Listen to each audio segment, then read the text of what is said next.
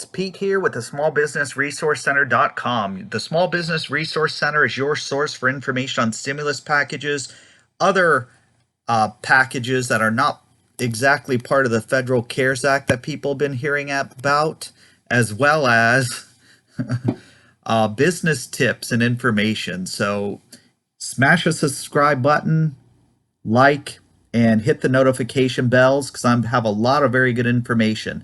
This is a morning update for the 23rd of July. Keep in mind, I kind of thought that a lot of things would be happening much quicker, but the Republicans and Democrats still haven't come to a consensus on the stimulus package. So CARES Act 2 is being delayed a little bit, still might get done by the end of the month. Steve Mnuchin said he would like to have everything done by the end of the month. There was a lot of positive news saying it would, and Mitch McConnell recently said yesterday that he doesn't think it's going to happen by the end of the month. But keep in mind, we have until August 7th or 8th for them to agree before they go on recess. That would be 7 more days. So I think they're working on this quickly. But Republicans actually have been arguing amongst themselves and they do not have a consensus. That's one of the big things that we have to look at as a problem because of the simple fact that typically politics are sided, and in this case they seem to be very divided, and a lot of them don't seem to be agreeing with some of the things Trump says, which I will go over. First of all, it's a payroll tax cut. Trump is for payroll tax cut to bring people back into work, but a lot of them want other type of benefits. They want to pay people directly, like the stimulus checks that came. So, which is a good for the stimulus check, but in my opinion, maybe they need both, because you have to keep in mind, if they gave you money, what was being proposed would be the $1,200 to $2,400 per payment one time. It's not really going to do much to get you back to work. Yeah, it gives you money to pay some bills, but it's not really keeping you full-time employed. The other things that were being proposed is to have weekly stimulus checks of $1,000 to $2,000 or monthly stimulus checks until unemployment came back up. But those type of things that they're proposing, in my opinion, aren't really good. Getting people back to work is what the Republican Senate has been saying all along. So that's what I think they're going to be pushing for.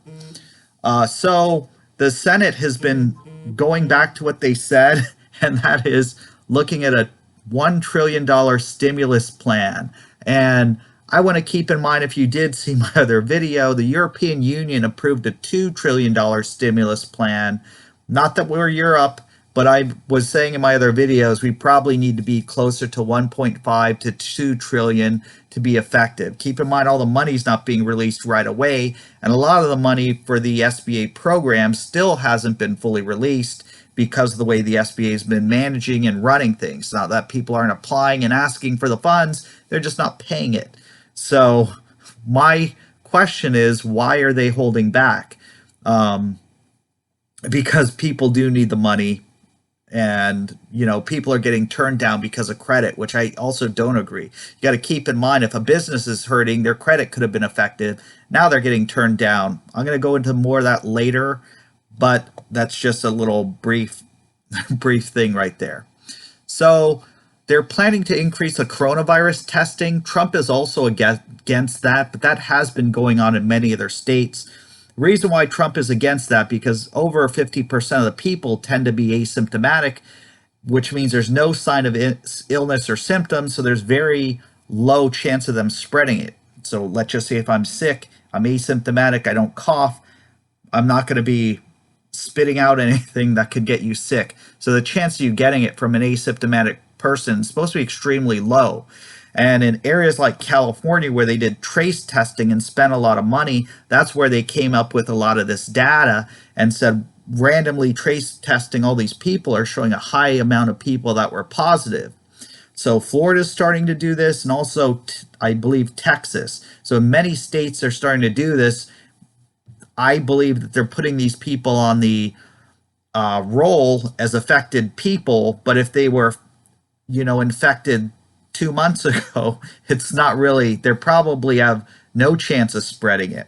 So Pennsylvania is also trying to increase trace testing, which would increase the numbers, but I don't think there's a point to doing that. You should do your own research into this topic, by the way, because, of course, I don't want to be labeled as a conspiracy theorist, but I can research things and make my own decisions.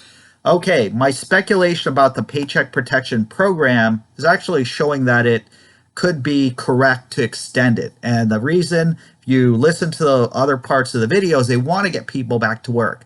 The Paycheck Protection Program really can help individuals get back to work and basically help the business offset their losses. If they're paying those payroll and expenses to operate a business and you're not making as much as you were making, it still allows everyone to be fully staffed, or at least pay those people, and then they're not on the unemployment roll at the same time. So there's a lot of mutual benefits of the Paycheck Protection Program, plus it's forgivable.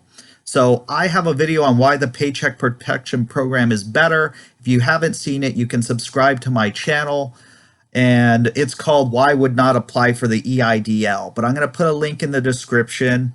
But even though I titled it that was right before they had this other news. So you want to watch the rest of the video to get the other news. The EIDL is actually a good idea right now. Okay, the $10,000 EIDL grant or advance grant is also being proposed to be reintroduced. I want to keep in mind, if you look at the original CARES Act, it actually stated that the loan applicant would decide if they need the $10,000 EIDL advance grant. But the SBA changed that and created their own rules, which I'll go over in a second. So it's called S4227, proposed by Senator Jackie Rosen from Nevada and co-sponsored by Senator John Cornyn from Texas with a Small Business Entrepreneurship Committee. And the link will be in the description for that if you want that information. But what this basically would do is force the SBA to conform to the rule and give the full $10,000 EIDL grant to the applicant.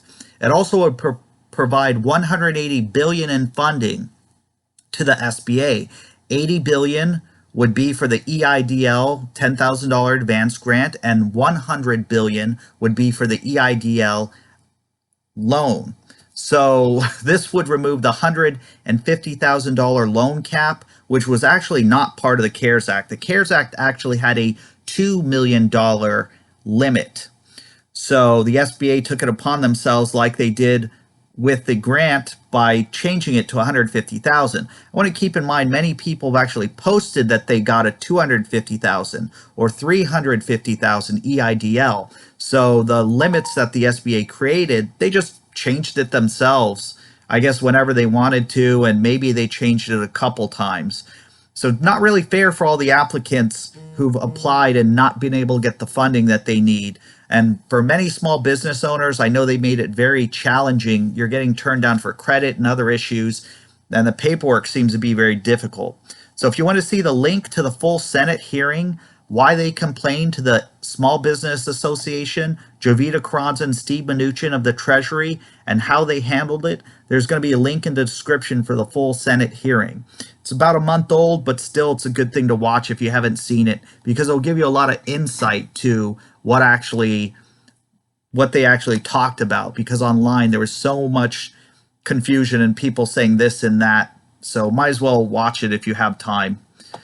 Okay, I basically propose also of loosening the restrictions to stop preventing people with lower credit limits to get approved, and also for them to give the $10,000 EIDL grant, simply because of the simple fact that this would help a lot of small business owners from going out of business. When a small business goes out of business, that's your neighborhood, and that's a lot of areas that are drastically affected by vacant buildings, and it makes those things target for, break-ins if you have a little store and it's empty but full of inventory.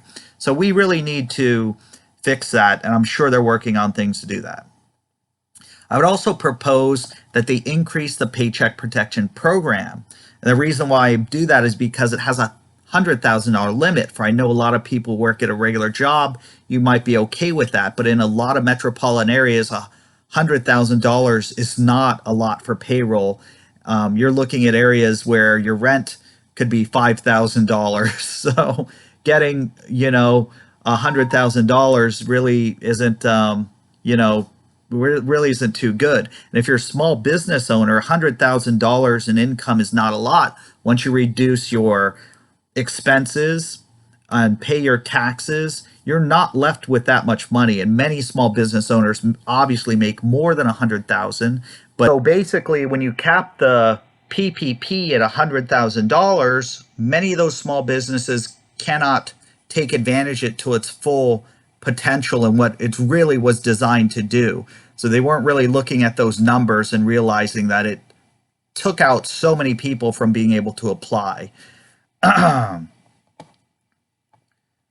Okay, also this evening or tomorrow, I plan on providing information for the EIDL loan processors and Jovita Kranza because I found it's the most effective way to actually fix problems with the EIDL.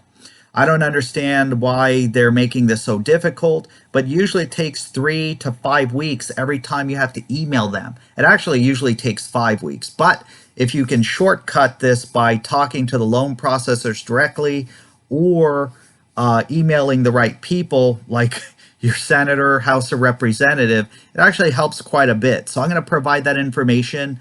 You want to subscribe to my channel if you're not subscribed, hit the notification bells, like and share this so you can get the information this evening or tomorrow. I will be updating that for sure. Lastly, the unemployment compensation and the pandemic unemployment assistance program, or PUA, is planned to be lowered from 600 to 100 a week. Keep in mind, this is going to end very soon, and the proposal right now is 100 a week. And I think the main reason why is because there's been a lot of news about people not wanting to go back to work because they can collect the PUA, then collect their unemployment compensation. And for some people, they're actually getting paid more to stay at home. So they're expecting this to change, and the current proposal is 100 a week additional. That's it. I don't know where it's going to end, but we'll have to see, because I know some people are proposing that the PUA would not be more than your standard pay. In other words, if unemployment only paid you 500 and you made 700, then PUA would be 200. Or if unemployment paid you, 300 and your income weekly is 700, then PUA would pay 400. I'm just using it as examples because I don't know exactly how the math would work. Either way, we should not expect that PUA will be 600 a week from now on. So this is Pete with the smallbusinessresourcecenter.com.